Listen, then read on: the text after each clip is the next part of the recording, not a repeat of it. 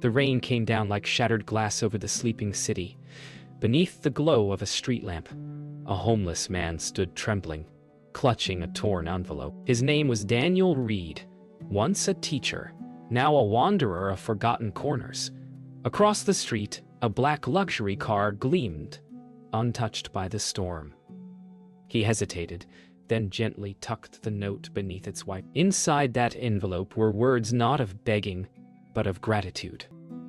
Words that might pierce the heart of a man who had forgotten how to feel. Have you ever lost everything, only to find the truth in what remains? Would you still show kindness if no one ever knew? The wind carried Daniel's whispered prayer into the night as thunder rolled, a small act that would soon change 2 lives forever. Morning sunlight cut through the gray as Ethan Cole stepped out of his glass tower. The city roared awake beneath him, but inside, silence reigned. His driver opened the Bentley's door, and there it was, the soaked note clinging to the glass. He frowned, peeled it away, ready to dismiss it. But then he read the first line, and the world around him slowed. "Thank you for saving me." The words struck a memory he couldn't place. A flicker of something long buried stirred inside him.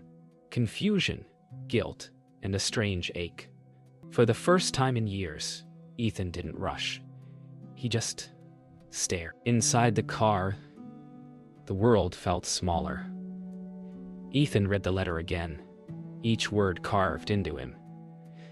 "You don't remember me, but once you stopped your car when no one else did. You gave me hope that night." He leaned back, staring at his reflection in the tinted glass.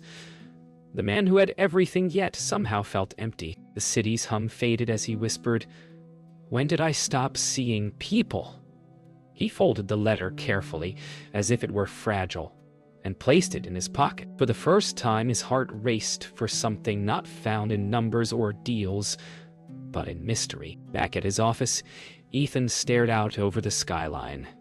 He tried to bury the feeling, to drown it in work and meetings. But the words from the note wouldn't fade. Later that evening, his assistant mentioned seeing a homeless man near the building entrance the night before. The same night the letter appeared. That detail hit him like thunder. He stood up suddenly. For the first time in years, he canceled his evening plans and told his driver, "Take me downtown." Somewhere deep inside, something had awakened. A quiet longing for truth. The Bentley rolled through the city's forgotten streets, places Ethan hadn't seen in decades. Graffiti walls, broken lights, and shadows of lives unseen. He watched faces pass by, each one carrying stories untold. When the car stopped at a soup kitchen, he stepped out, the scent of rain still in the air. For a brief moment, he felt small, stripped of his armor. Somewhere among these streets, a man had thanked him for something he didn't remember doing. But maybe, just maybe, it was time to find out who he really was. Ethan's world had always moved in straight lines, meetings, numbers, victories. But that night, everything curved. He searched the streets, asking anyone who might have seen a man named Daniel. Each silence he met pressed heavier against his chest. The city no longer looked like opportunity. It looked like truth. For the first time, he wasn't looking for profit. He was looking for a person. The sound of rain returned in his mind, like a heartbeat echoing in guilt and wonder. Somewhere in the alleys, a story waited for him. One that could no longer be ignored. Hours later, Ethan found himself standing outside the soup kitchen where shadows turned into stories. Inside, laughter and sorrow mixed like the smell of coffee and rain. He hesitated until a young woman approached, Lily Evans, the volunteer had seen earlier. Her eyes were kind, her voice steady. "You're looking for Daniel, aren't you?" she asked softly. Ethan, surprised, gave him away. "He comes here sometimes," she said. "But he doesn't ask for food. He writes letters." Letters? Ethan's confusion deepened. Something in Lily's tone told him this man wasn't ordinary. Neither was the message he carried. Lily led Ethan to a back room filled with paper scraps, sketches, and old notebooks. "These are Daniel's," she explained. Each page was a letter, addressed to strangers, thanking them for small kindnesses. Ethan's hands trembled as he picked one up. "Thank you for reminding me that light still exists," it read. He felt a lump rise in his throat. "He writes these to heal people," Lily said, "but he never gives them all away."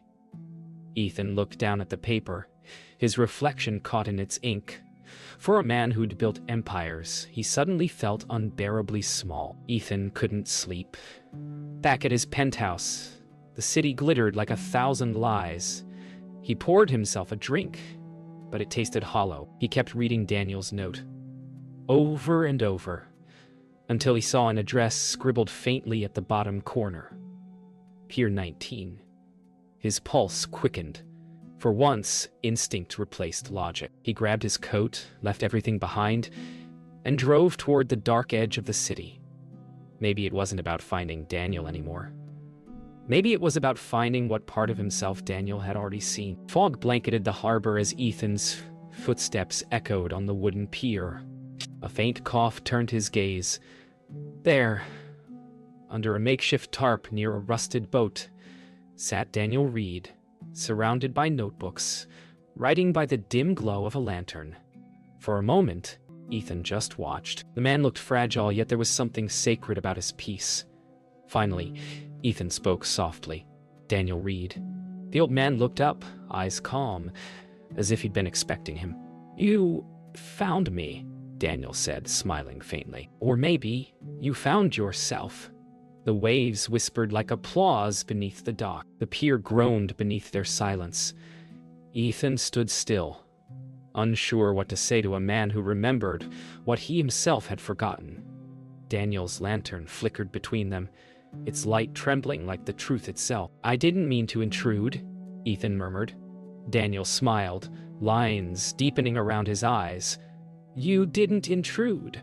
You arrived."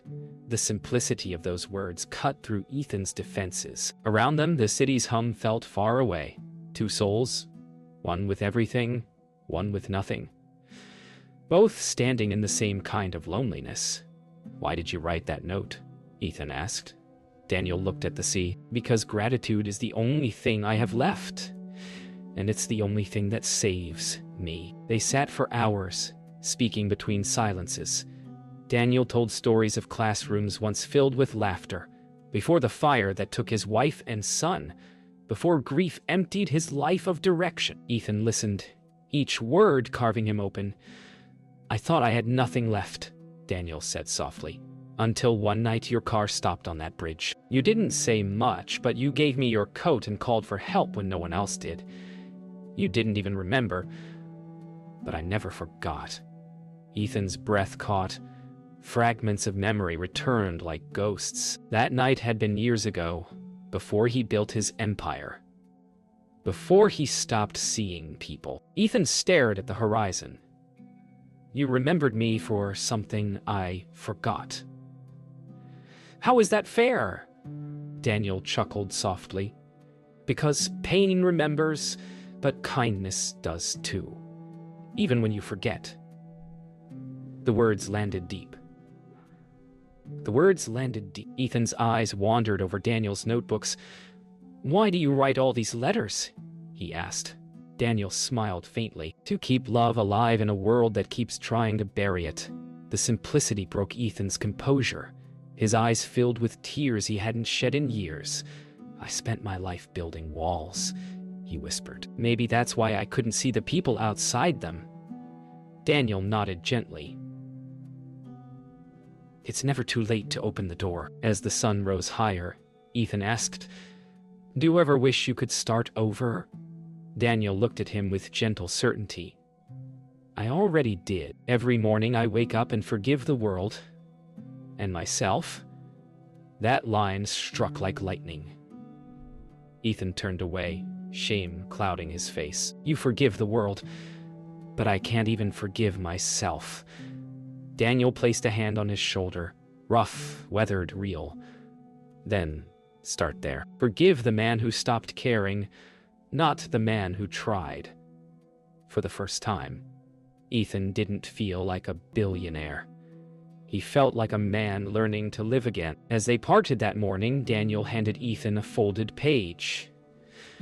"This one's not finished yet," he said. Ethan opened it, half a letter, ending mid-sentence. "And to the men who reminded me that hope still breathes," Daniel smiled.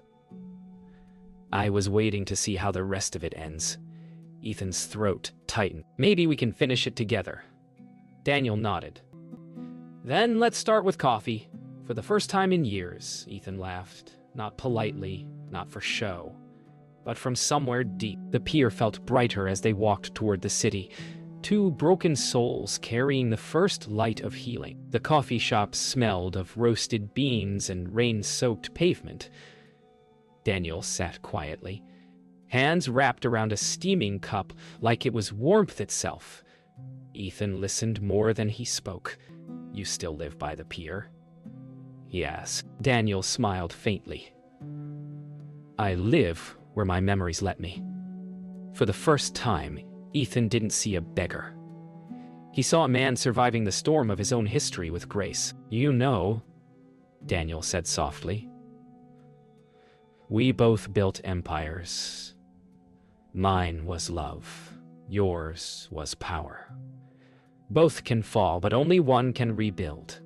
Ethan looked down, his reflection trembling in the coffee's surface. Days turned into small rituals. Ethan visited Daniel every morning, sometimes bringing breakfast, sometimes just silence. They talked about everything except money. Daniel shared how he used to teach literature, how he'd tell his students that every person is a story waiting to be read with compassion. "And you?" Daniel asked one morning. "What story do you live by?" Ethan paused. "The one where I forgot who I was trying to save." For a moment, Daniel said nothing, then smiled gently. "Then maybe this is your chapter of remembering."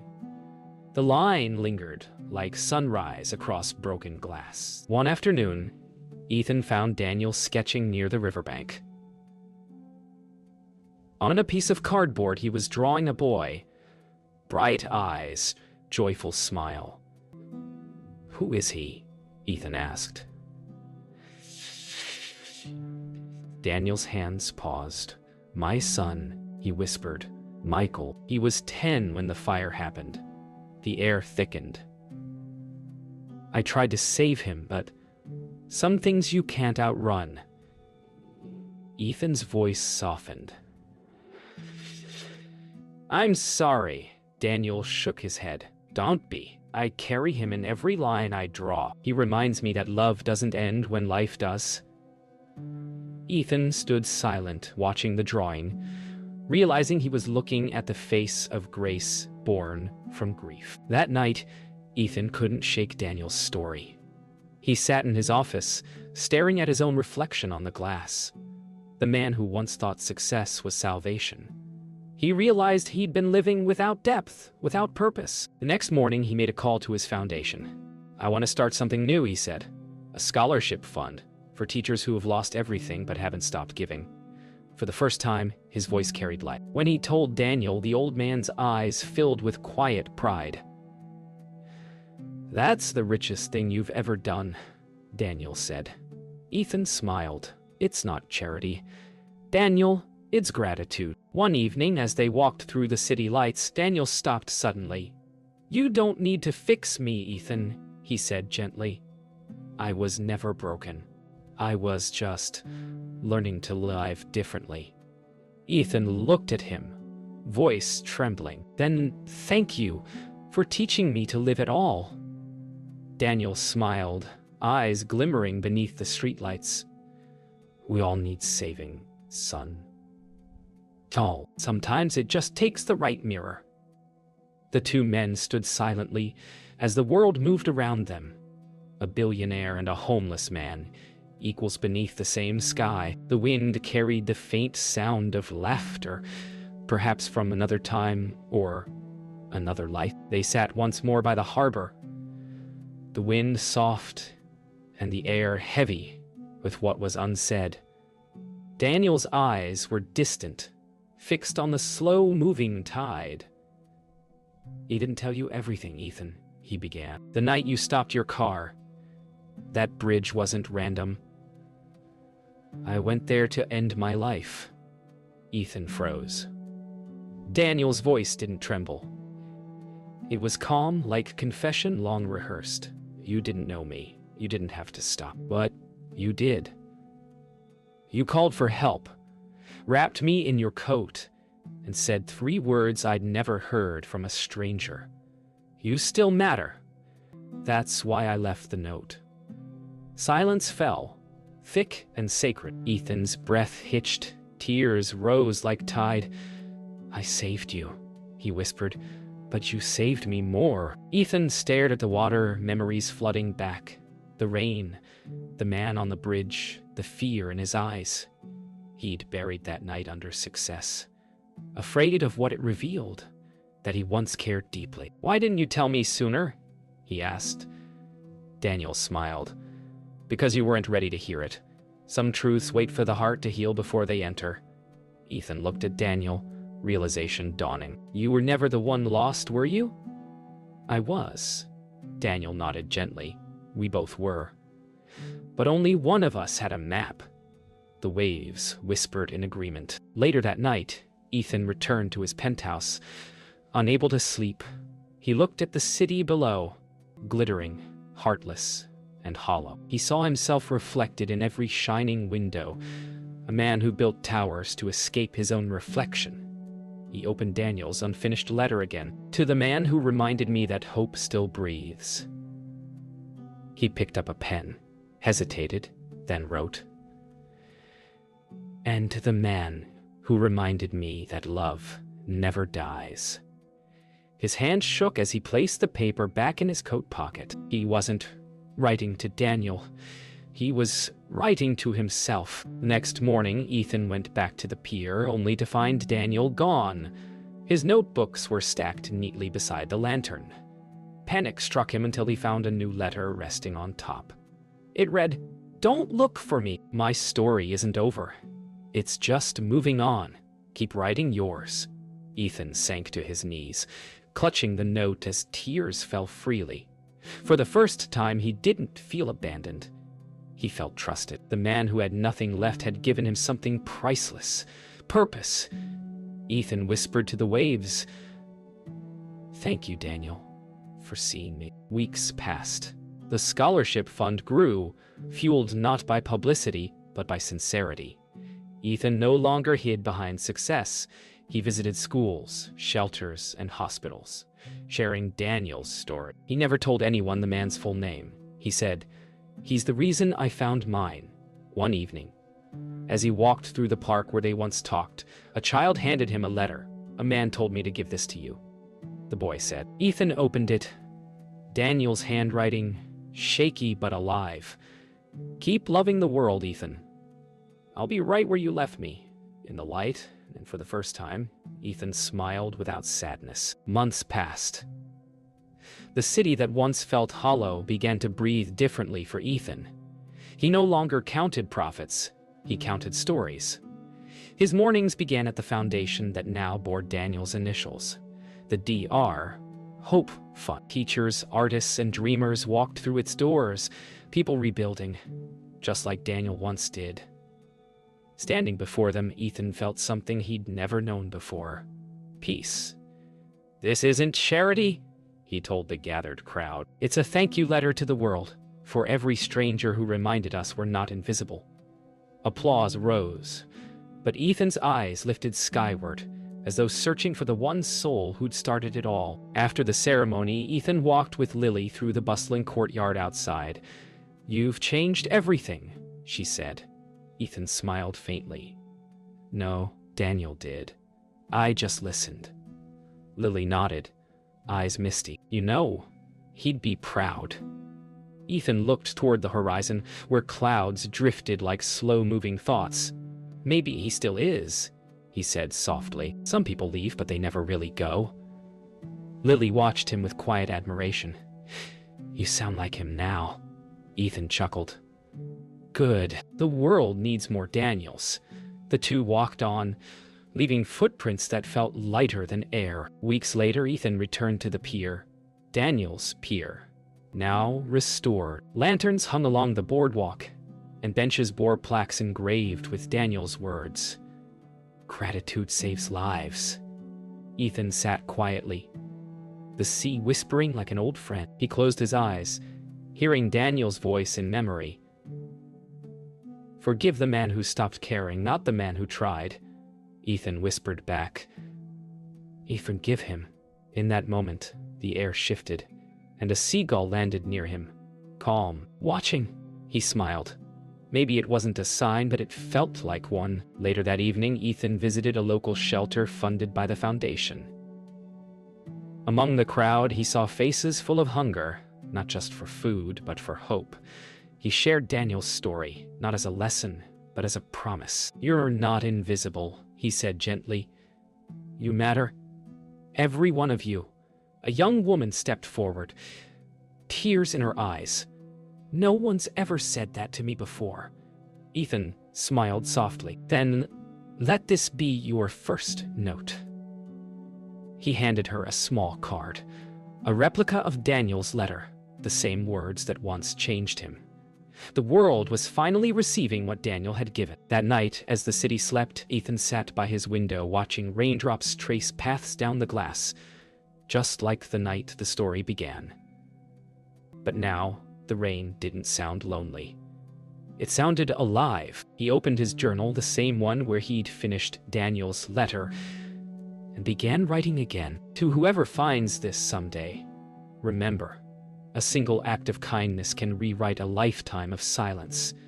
He signed it not as a billionaire, but as a man reborn. Outside, the storm softened, as though the world itself was listening. A year later, Ethan stood before a sea of people gathered for the unveiling of the Daniel Reed Learning Center. The foundation had grown far beyond what he imagined. Not just a place for education, but for second chances. He spoke softly, but his words carried weight. "A homeless man once reminded me that gratitude saves lives. Today, his message belongs to all of us." The crowd fell silent. Behind him, a mural of Daniel's face painted in warm tones towered over the entrance, smiling, alive through memory. Ethan's voice trembled. "He wrote me a note that changed everything. This is my note back." Inside the center, children's laughter echoed through the halls. Ethan watched as teachers unpacked books and supplies. On one wall hung a framed copy of Daniel's original note, preserved just as he'd found it, rain stains and all. Beside it, a plaque read, "True wealth is measured in hearts touched." Lily joined him, smiling. "He'd love this," she said. Ethan nodded. "He does." For a moment they stood silently, watching a little boy trace Daniel's handwriting with his finger. "Who was he?" the boy asked. Ethan smiled, kneeling beside him. "Someone who remembered to be kind. North us torsup me, humanus and nature, Marsta Navy." That night, alone at the pier, Ethan opened his journal one last time. The pages were filled, every story, every letter inspired by Daniel's wisdom. He smiled faintly, feeling a familiar peace in the salt air. From his coat, he took Daniel's original note and laid it on the water's edge, letting the tide carry it away. "You started this," he whispered. "Now the world will finish it." The paper floated into the distance, golden in moonlight. He didn't cry this time. He simply closed his eyes, knowing some goodbyes are really beginnings disguised as silence. Weeks later, a news story went viral: the billionaire and the note. Reporters told Daniel's story, showing how one act of kindness had sparked hundreds of new initiatives across the country. Letters began appearing everywhere, left on benches, buses, and cafe tables, each carrying the same line: "You still matter." Ethan watched the movement unfold, humbled. He didn't take credit, he just smiled, knowing Daniel's voice was now a chorus. Sometimes, The smallest truth travels farther than its writer ever dreamed. At the year's end, Ethan returned to the bridge where it all began, where he'd once stopped for a stranger and unknowingly saved himself. The air was calm, the sky painted with sunrise. He stood there quietly, his reflection merging with the river below. "You still matter," he whispered, the words floating across the water like prayer. In that moment, he wasn't the man who lost or found. He was the man who remembered. The world kept moving, but Ethan stood still, finally whole. And somewhere unseen, a familiar voice echoed in the wind. "So do you, Ethan. So do you."